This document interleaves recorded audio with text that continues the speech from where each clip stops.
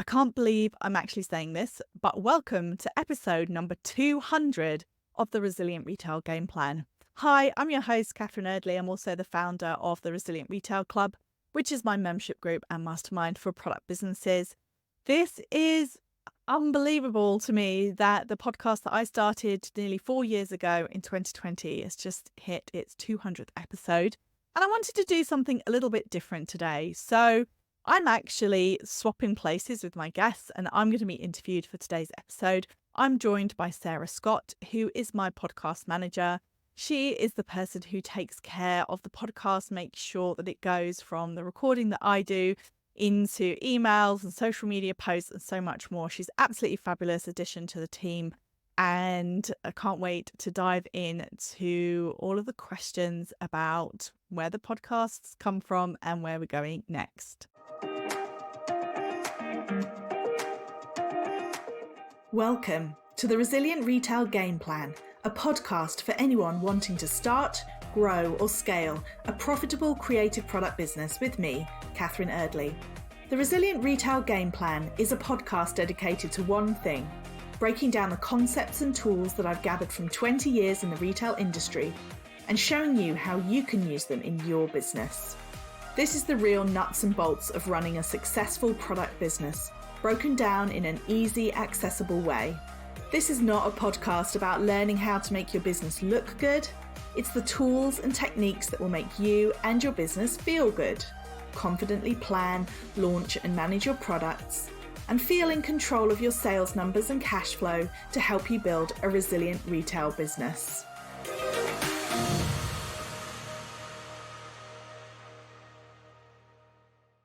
Hi, everyone, and I am so glad to be here. And so, Catherine, let's just kick this off, episode 200.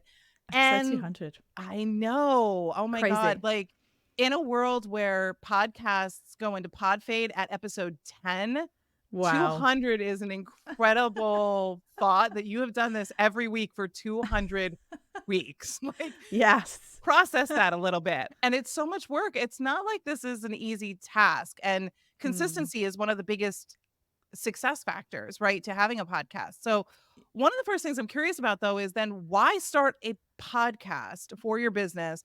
Of all of the content strategies that are out there, why did you go this route? Yeah, it's funny thinking back on it now because it's also nearly 4 years. So it's not doesn't quite line up because I think for a very short period of time, I did every other week, maybe in the first year or so. So it's close to it being 4 years now, but it's not quite exactly. Wow. So 4 years, 200 episodes. So I started it in 2020. So it was during the pandemic. Maybe that had something to do with that. Probably. We were in lockdown. Who else did we talk to? It just seemed more achievable at that point. And I think the biggest thing for me, and probably one of the reasons I've kept going with it, is because it was really clear to me that the people that I wanted to speak to, the people who were e-commerce brands or independent retailers, they really were consuming content via audio. So they were listening to podcasts on their dog walk, or they were listening while they packed their orders. And that's a really big theme. People who were using their hands to make or to pack, or they were on the shop floor most of the day, but maybe they, on their walk home, for example, they might listen to the podcast. So I knew that in terms of long form content, the ability to go in depth, then I knew that it would work well from what I understood from talking to people and understanding how they were consuming and learning about the business side of running a product business. It seemed like podcasts were a really good medium for that. So I think maybe also partly it was like everyone was doing it, or lots of people I knew were doing it, who knows, or a few people had said to me, oh, you should do a podcast. And the more I thought about it, I was like, yeah, do you know what? I think I should do a podcast. And yeah, let's do it. And here we are 4 years later. And you kept going and probably the rest of them stopped. So I'm interested too. Like, how did it evolve? Like, how did you start? So I know now you're doing a blend of interviews and solo episodes. Yeah. We go back and forth. But is that where it started? No, the first 26 episodes were solo. It was very much, that was my original. I had a few things that I knew I wanted to do. I really love podcasts myself, but whenever I load up an episode, and my husband just sent me an episode of a podcast that he thought looked really interesting, and it does, and I will listen to it eventually, but it's nearly 2 hours long. And Oh I'm just gosh. like, oh, is that It's a podcast or is movie. that's an audiobook? Yeah. It's a Exactly. movie. So I really liked the idea of it being short, and quite a few people have said to me, oh, it's just the perfect length. It's 20 minutes, 25 minutes, half an hour. And I walk, do the school run, and on my way back, I listen, and it all just fits. Or I'm driving over to my suppliers and it just fits, or that kind of thing. Or I'm walking to the post office and it just fits into the day. And you all wanted it to be pretty short, and it's really kept to that length. I think most of my episodes some are even shorter. Sometimes I do those kind of quick tips, Mhm. but it started off really as a way of sharing kind of my thoughts and information about profit margins. One of the first episodes was actually the most downloaded episode, I believe, is called something like Profitable Product Margins. And so it started off with the first 26 episodes, so 6 months. And funnily enough, I'm not really sure whether that was just because I wanted it to be very much like a factual kind of educational podcast, or as a way of sharing knowledge and information, Yeah. or if it was just simpler than trying to figure out having guests on. I don't really remember, but I know that even now the solo episodes, when we look at the stats, like often it is the solo episodes I think people still enjoy the kind of informational, like, way to take in information over audio as opposed to reading or watching. Yeah, I think so. And I've always said too, with interviews are great when you can have that extra voice in. And I think some of yours are Mm-hmm. really nice because you don't just bring in other experts in various fields. I know you've brought in folks that are video experts or social media experts, but you've also Mm. brought in store owners that Yeah. tell their stories about how their shops have come about and evolved. And I think that stuff can be very inspiring too. I mean, I know I love listening to business owners and to hear, okay, this is where I started and this is where I Yeah. am now. And Yeah. there's always some lessons to take away from that as business owners. So I'm sure shop owners feel exactly the same. And I think it was one of your recent episodes too that we were working on, where it was the episode that just came out the week before we recorded this. So it would have been 3 weeks-ish ago then when Uh-huh. this Uh-huh. airs, where you were talking about how with cash flow, how so Mm. many retailers almost feel like they are siloed in a sense of they don't know how anybody else does it. Yes. Yeah. So I think by bringing on other people, it's a way for you to show this is how other people are doing it. So that way it gives that blend of both factual and, hey, you're not alone.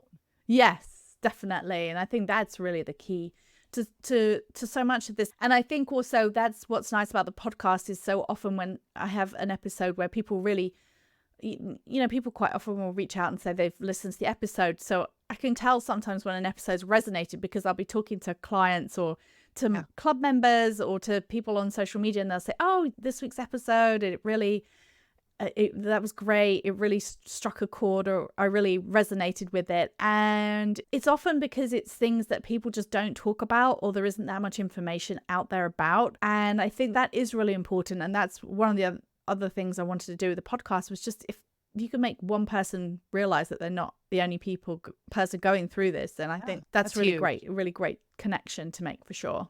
And I think this is a really good segue too for the next question I had, which is how has the podcast actually impacted your business? So just for folks who, if you're new or happen to show up, I know in the intro you usually say this too, but you have a membership business and a mastermind, and I know Yeah. some other services that you're looking to launch. So how has the podcast supported that for you? I think it's been a huge trust builder, I think, is probably the one of the biggest things. And with the membership, which we don't have, say, a call before people join the membership. People will generally join after a talk or an offer to my email list or something like that. But I usually message people when they join, and we have a little back and forth. And quite often people will mention that they've listened to the podcast. And then with my mastermind, which is a higher level program, then we do have a call beforehand to make sure it's the right fit for people. And the podcast does often come up in that. People will often say, oh, I've listened to it. And that's something that I noticed. I wouldn't say I noticed right away, because I think it takes time, but I'd say probably from about a year into the podcast, I really did notice that people would bring it up when we were talking, or when I met people. Sometimes even when I met people at events or at markets or things like that, people would say, oh yeah, I've listened to your podcast. And I think it just helps the fact I have shown up every week for 4 years. It So does. long. It's so long. It shows you're not going to be someone who disappears the next day. And I think people really, it grows familiarity. I think what's such a privilege about podcasting is you do get to speak directly into people's ears. And somebody said, but probably when I was doing my research before I started, I remember reading that people often feel like a podcast, it feels like a phone call with a friend, or it's like being on the phone with somebody because they are speaking in your ear in a way that you don't normally do. Even when you're on social media, people are watching you often with the sound off, but with the podcast, like they're hearing your voice. And I think it does give this level of not just trust, but also I think it's really been helpful in terms of people understanding where I come from, what points I'm making, some of the key themes that I talk about, what my experience is, like all of those things. If someone's listened to a certain number of the podcasts, they get a sense of you. And so that is hugely supportive. It's also been supportive, always trying to be quite strategic with the podcast. So for example, in 2023, when I launched my book, Tame Your Tiger, I had various different podcast episodes around that. And this, even in February, when we had Retail Raw, the online summit, then we had podcast episodes talking about how to make the most out of the summit. So it's a really great accompaniment, if that's the right word, to what I'm doing in the rest of the business. And the nice thing is, because you do have a bit of time, it's not like on Instagram where it's a 6-second reel to catch somebody's attention. You've got 20 minutes or even 15 minutes to really explain or give context or more insight into what you're doing and why. And I think that's really beneficial as business owners. We don't often get that opportunity. Yeah, no, and I think that's really interesting too, especially for someone who runs memberships or high level masterminds. It really gives that trust factor in advance, right? So one of the hardest things with those higher ticket type, especially coaching programs, I think, is the factor of, is this going to work for me? And while the podcast isn't necessarily going to answer the, will it work for me? It will tell me whether or not I like you. It will tell me whether or not your thoughts and philosophies line up with my thoughts and philosophies, that I want to learn more from you. I want to have that one-on-one, right? So it gives that space in a way that I don't think anything else really can. No, and I think it also showcases a little bit of your style. So one of the things that I always say about my business is that I very much the no fluff type approach. And I think the podcast is like that. You know, when I interview people, we don't spend 20 minutes scene setting, and usually we'll talk a bit about their background. If it's relevant, if it's somebody's business story, we'll delve into that. If it's somebody who's an expert on email marketing, no offense to them, but we're probably going to get straight into the email marketing tips, right? We're not going to explore too much about their journey as an email marketer. Right. Because I think for me, it's about, I love this phrase, information for action. And I believe that whether you're looking at the numbers in your business or whether you're listening to a podcast, but it's great to get information, but it's always what's the takeaway. And I think that in a way, the podcast is like that. And one of the compliments that really stuck with me from the membership was, I remember we did a whole big piece last year for 3 years of the membership, just turned 4 this year. We did a whole big piece of research, customer research. We asked people all about what they liked about the membership, what results they had. It was so overwhelmingly positive. It was great. But I remember somebody said to me, I don't watch a 20-minute video to get 5 minutes of useful information. I watch a 5-minute video with 5 minutes of useful information. And I'm always like, yeah, that's it. That's my style. I'm not going to wax lyrical for hours and hours. And the podcast is similar to that. I feel like this episode's maybe a bit of an exception, but normally it's like we dive right in. Yes. Well, we don't have some great lessons learned here, but we're just telling your story today. But I would agree. I think a lot of the episodes, at least since I've been on board with you two, it have been very to the point. They have I've always said that with looking at your numbers and looking to see how your audience responds to your content. And I think that is really it. Those things that are very honed in. And I think the other part of it that I've really enjoyed working with you and your podcast has been the fact that it is very strategic. In a lot of Mm. ways, we do look at it and say, okay, I know you're going to be launching, like you said, the summit. And so Hmm. we've got a whole bunch of stuff, and everything we do and everything I pull from the podcast to use, like all Hmm. of that very much rotates around your business. And from my experience, that's somewhat unique. A lot of podcasts will just, it's on its own trajectory away from the business, the person that's running it, which is really odd to me, instead of being complementary or, like you said, almost like an accessory on your business that Yeah. allows you to complement those things that you are doing inside of it. And I think I've seen some good results too when we use like comment strategies and things like that. And you can see Mm-hmm. how people respond to all of those things, which I just think is so much fun.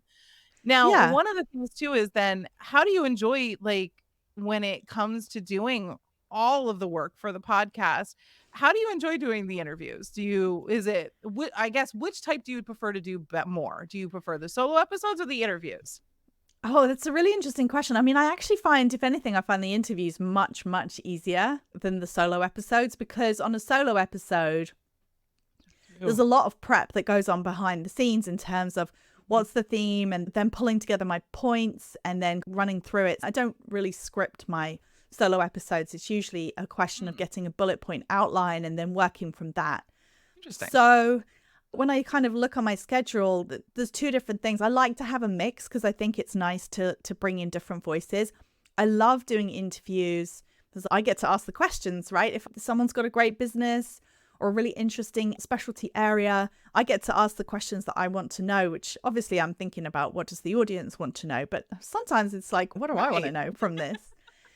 Which do I prefer? It's hard to say. I'd say probably the interviews. As I said, it's actually much simpler to create a list of questions and sit down with somebody and talk it through and make it very conversational than it is to sit down and really scope out, okay, this is what I want to say, and then to record it all to camera. But I think it's nice to have a mix of both. For example, recently did episode about Father's Day. So then you're sharing tips and ideas for Father's Day. And that's really best in a solo format, I think. I have done it in the past where you bring someone in and you kind of bat ideas back and forth. But sometimes, again, going back to that really distilled information to get the point across, then the quickest way to do that is a solo. And yes, solos, you can say exactly what you want to say. But interviews, I think it's nice. You got that human element for sure. Yeah. And so when it comes to your interviews, have you always sought out your guests, or have people come to you to be a guest? Oh, I'd say it's a mixture. I definitely get pitched all the time. I have a whole folder in my inbox, which is just podcast guest requests. And some of them are wildly off the mark. You can always tell when it's like a big PR agency that is sending somebody out to everybody. And it's just, no, do you even work with retail businesses? Do you even get the site? You know, Even like, shop. yeah, yeah. So I'd say it's a mixture. Sometimes I'll get a pitch and I'll think, yes, absolutely. I've interviewed clients. I've interviewed people that are in the membership. I've interviewed people who I just thought, oh, I think their story would be great to really delve into. Yeah. So people I know through social media. I'd say probably the majority of the time guests are people that I've asked to be on the podcast, because it's useful often to think about, right, what do I want to cover? What do I want to talk about? What do I want to delve into? And in that case, I'll often think about who's the best person, who do I know is going to be really great for this. Sometimes I'll put out a bit of a feelers to people and say, do you know someone who talks about this topic? Yeah. And sometimes it's someone who listens to the podcast. Who I quite like that when people are listeners and they drop me a note and say, oh, could I be on your podcast? I'm always like, yes, that sounds, often if it's a good fit, if it's the right type of business and it's Listeners, are you listening? Yeah. Drop her a note. You want to be interviewed. Yeah, exactly. Especially if there's an element to it. So I think about somebody like Rosie from Good Days Jewelry, who was on the podcast, I think it was probably last year at this point, but she had a very specific topic she wanted to talk about, which was all to do with trademarking her name and the issues that she had to go through a name and a rebrand, and also collaborations, which she's really strong on. So we had a really clear it's a really good pitch when someone says like, this is what I'd like to talk about, and this is why I think it would be a good fit. So Yeah. absolutely, I think it's great to, Well, yeah, because especially, who's yeah, going to help out retailers better than another retailer too, yeah, right? Like, exactly. it's not always necessarily the story about your store, but what have you learned that you go, "Oh my god, I wish I would have Yeah. known this, Hmm. and I wanna make sure that other retailers and other product businesses know this." Like you said, Yes. trademarking, like, how often I wouldn't think about that, but, like, Yeah. I'm sure Yeah. that comes up for a lot of people. Oh yeah. And I'm thinking, Hmm. like, experiences, right? If you have a brick Yeah. and mortar, like, how are you creating experiences? Or Yeah. what else you cash like, you I know you're big on the cash flow and the stock Yeah. plans and things like that. Like, all of those things, what's that lesson you have learned that you Yes. other people need to hear? Yeah. Yeah. And that is such a compelling story for you to share. So, yeah, if you're looking for podcast guesting opportunities, send out a note with what you've I learned and what to share. I think a podcast is probably a little bit like a cake. You need different ingredients, you need different things. Somebody once said, you think of your social media like a magazine. You're going to have like the features section and the lifestyle. And I think it's the same with the podcast. I think in ideal world, it's a mix between the solo episodes, between experts, between people maybe talking maybe a bit more broadly about industry trends, people who are on their growth journey, people who have grown enormously, people who probably very much reflect the typical listener and maybe have got some specific challenges they want to talk through. I think it's good to have a bit of all of those things Everything. because I think it's great to have the really big aspirational brands talking to them, but I think it's almost like you don't want to have, you want to be able to see the path between where you are as a listener and where that person is. And so I think it's good to have a mix for sure. And with 200 episodes in your library, we certainly can piece that path together for Yes. anybody. Yeah. So, one of the next things I was curious about, and like I said, I have a podcast that interviews podcast hosts, and I cannot believe I've never asked this question yet, is what is your favorite thing about being a podcast host? I think I think my favorite thing is probably when I get to ask the questions, the people that I want to ask the questions to, when you have that feeling like, oh, that person be great. And then I'm going to ask them these things because I want to know the answer as well. Like that's a Mhm. really big part of it. I think that's one of my favorite. I think the connection it gives me with people is another. I honestly really don't take it for granted that people choose to tune in and listen. And I love to see it. One of my favorite parts is when people share on social media and they say, oh, I'm out on a dog walk and I'm listening to the podcast. And I absolutely love to see that. And I quite often say that at the end of the episodes, come over to Instagram, tell me what you thought of the episode, share where you were listening. And I always think, I hope people realize it's not just like a rote thing I say. It's like I really do genuinely love Yeah. it. And I also really love it, although sometimes I find it a little alarming when I meet people and they say, I know you always say on that episode you said blah, blah, blah. And I'm always thinking to myself, what did I say? Wait, did I say that? Did I say that? Although you always say this. And I'm like, do I? And Do I it's really really? funny, but I love it because again, it's like that feeling people have almost feel like a personal connection because they Yeah. resonated with the message. I think it's so rewarding. And I sit in this office, which I often think this office is really tiny and it has a very nice, have my very carefully chosen plant background. So you can't necessarily tell how small it is, but it is almost to the point where I could, if I reached my arms out, touch either wall. And so you sit in this room. Yeah. Pretty much all the podcasts are recorded here, and you sit here and you can record them and they go out there into the world. And of course you can see the stats and we check and see how many people have downloaded, and Mhm. great to see how that's gone up over the years, and amazing to hit milestones like over 100,000 downloads and things like Yeah. that. But at the end of the day, you're sort of putting something out there into the ether. So when you meet people who say, oh, I listened to that podcast about getting ready for Christmas. Somebody said to me, I'm so glad I listened to one of your Christmas podcasts. And you talked about how you weren't sure about how it's going to go. And it could be a bit of a bumpy Christmas for retailers. And she said, I was cautious with my purchasing for Christmas. And I'm so glad I was, because it was bumpy. And think that's like a real, like for me, that's like a Amazing. kind of a pinch me moment, like you Yeah. put something out like that and it genuinely made a difference to people. And I think for me, that's probably the best thing about being a podcast host. Oh, I love that because so many people too think that sometimes being a podcast host is like talking to a wall, right? Like, always, it's not social media, right? So there's not Yeah. always that instant connection. Like people aren't Yeah. liking or commenting on every single podcast. So there's Yeah. times where you probably go stretches and you don't hear anything about Yeah. any episode or anything For going sure. on. And that Yeah. becomes a bit difficult. So I imagine it, like I will when I launch mine, I'll let you know. But I imagine that's one of those things. But then that's what happens, right? It's a Hmm. long game. It can take a little while for it to catch on. But Yeah. once it does, that's when you start to hear from people that say, "Oh, I was so glad I listened to this." And you're like, "Oh, Yeah. thank you."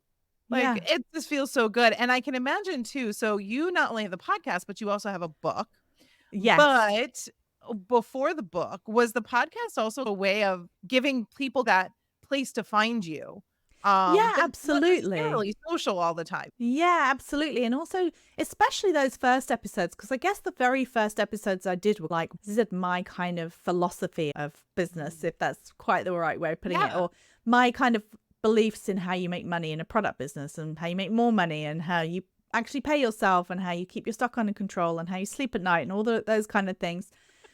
So that was the kind of the start of it. And I do think that again is something that over time that I found that then when I do talk to people, when I'm working with a client, I'm not, if they've listened to the podcast, and there are people out there who will be like, I listen to the podcast every single week, which is also another pinch me moment. Amazing to know that I'm in people's weekly rotation. It's really It's an amazing. honor.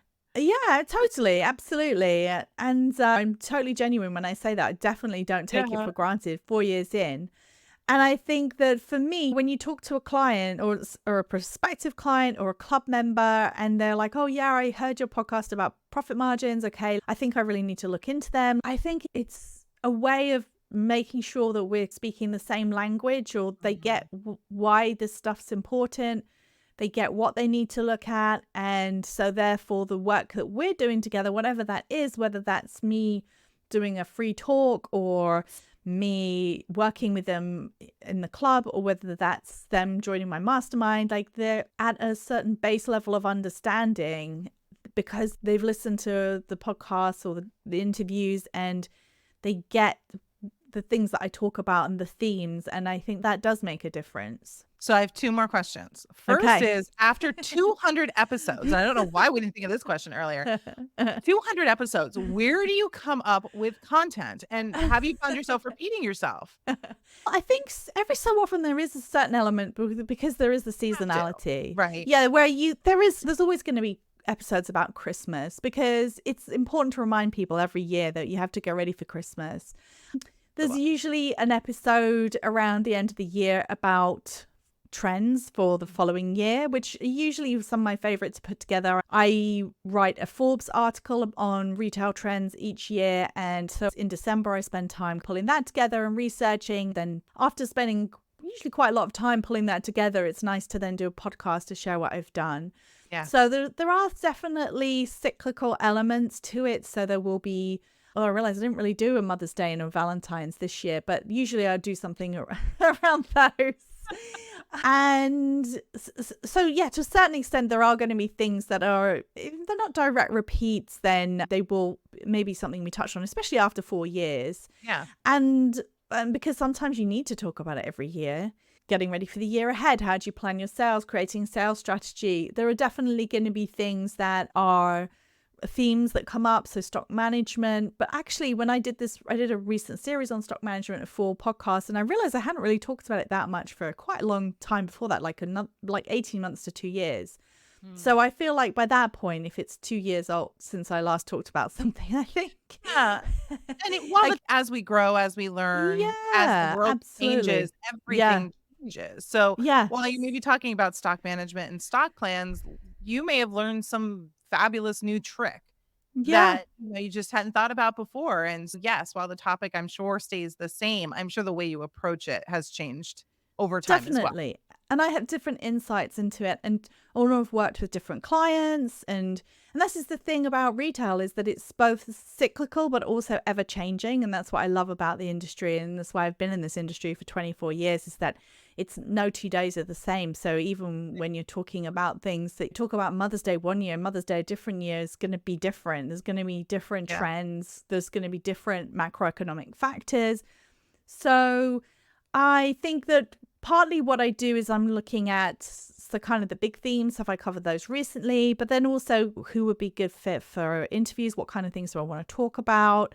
What Yeah. time of year is it? So it usually isn't too hard to come up with ideas. I don't think I've really ever been stumped. And there's always just so many fascinating people. Probably it's been a while since we've talked to an actual retail business, and I'd love to there's always love to do that. There's a million interesting people doing interesting things. And if I ever get stuck, I could also always rifle through my folder Your in my list. email.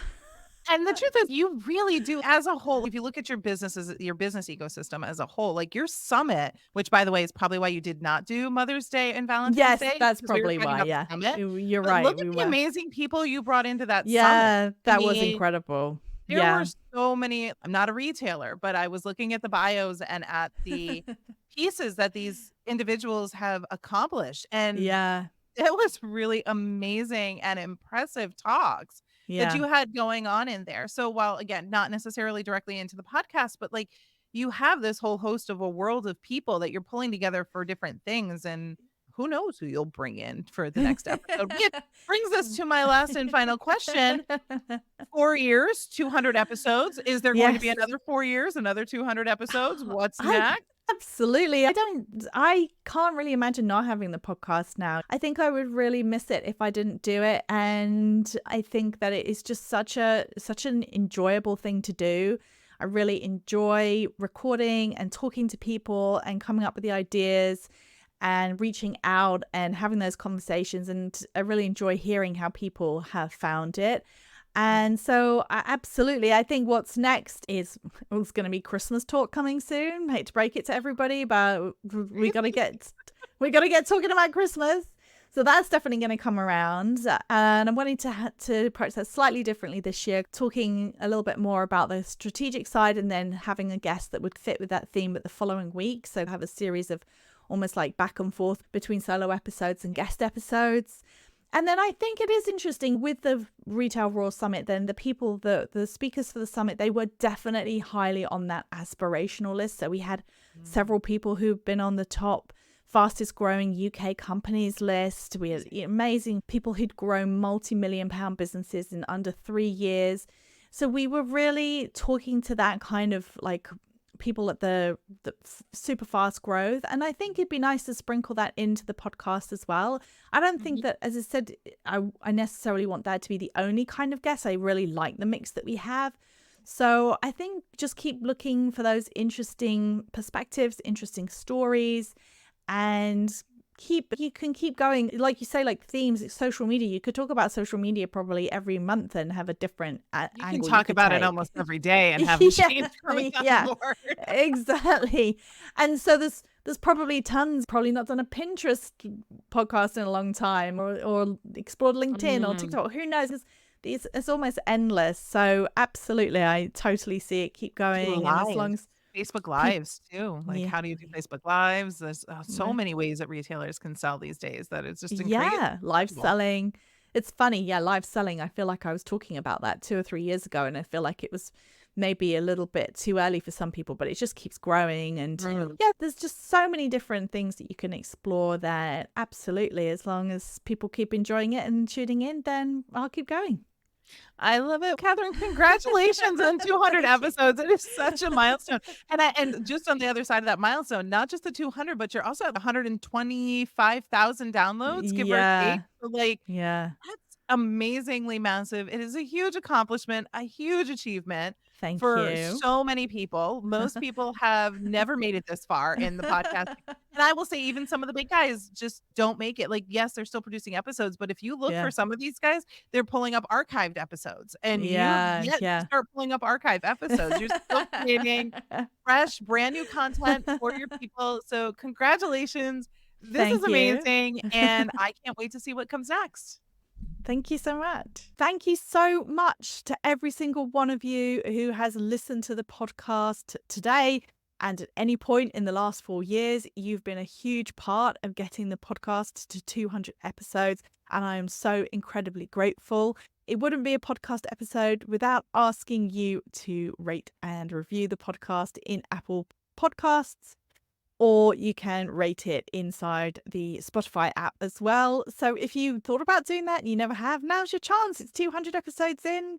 You have got a whole back catalogue of episodes if you want to listen to before you want to leave the rating, but we would absolutely love it.